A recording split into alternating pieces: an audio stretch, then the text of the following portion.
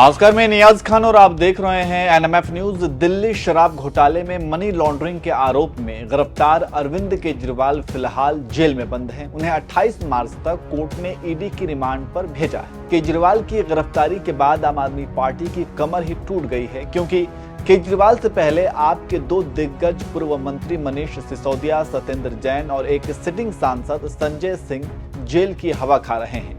इनमें से दो का नाम शराब घोटाले में ही है। उसके बाद ईडी केजरीवाल से पूछताछ करने के लिए अब तक 9 समन भेज चुकी थी, लेकिन केजरीवाल हाजिर नहीं हुए थे।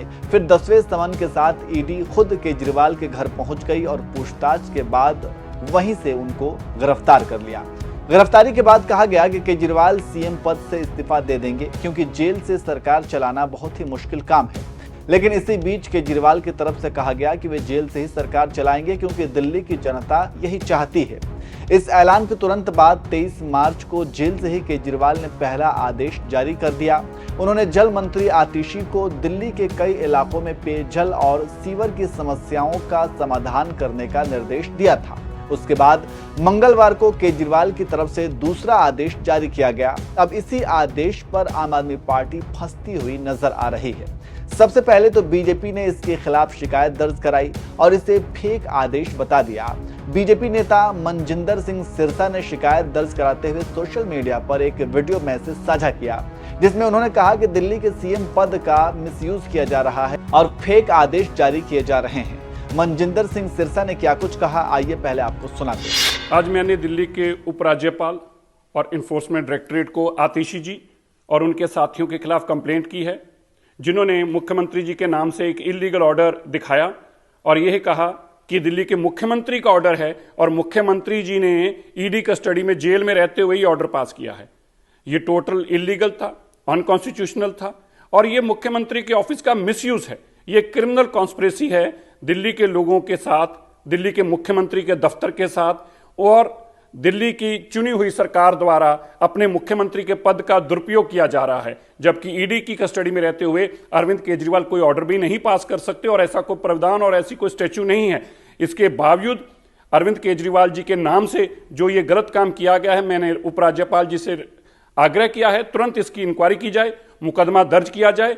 आतिशी जी और जो लोग इसमें इन्वॉल्व थे, मुख्यमंत्री का ऑफिस इलीगल तरीके से चलाने में, उसको हाईजैक करने में, क्रिमिनल कॉन्स्पिरेसी में, इन सबको एक्सपोज किया जाए, मुकदमा दर्ज किया जाए और उनके ऊपर कार्रवाई की जाए। सुना आपने, बीजेपी नेता का कहना है कि मुख्यमंत्री केजरीवाल के नाम पर जो आदेश दिखाया गया है वो गैर कानूनी है। वहीं बीजेपी नेता के शिकायत के बाद अब खबर यह है कि ईडी ने भी इस पर सवाल उठाते हुए शिकंजा कस दिया है। ईडी का कहना है कि हिरासत में सरकारी फाइलों पर पूरी तरह से रोक है।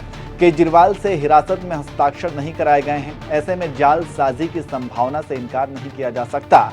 ईडी ने बताया कि केजरीवाल रोजाना शाम 7 बजे अपने वकील से मिलते हैं। केजरीवाल पर लगातार सीसीटीवी से नजर रखी जा रही है। ईडी किसी भी तरह की संभावित जालसाजी का पता लगाने की कोशिश कर रही है। इस संबंध में आंतरिक जांच की जा रही है। ईडी कस्टडी में केजरीवाल और कविता की मुलाकातों को लेकर भी पूछताछ की गई है।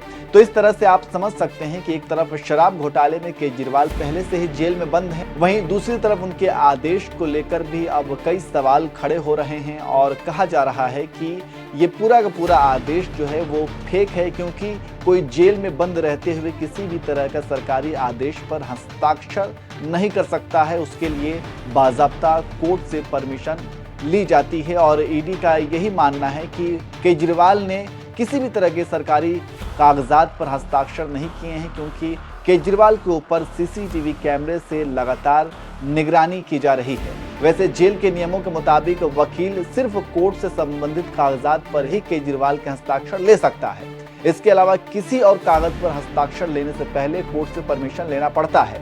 वहीं अब ईडी का भी यही दावा है कि केजरीवाल ने किसी भी दस्तावेज पर हस्ताक्षर नहीं किया है।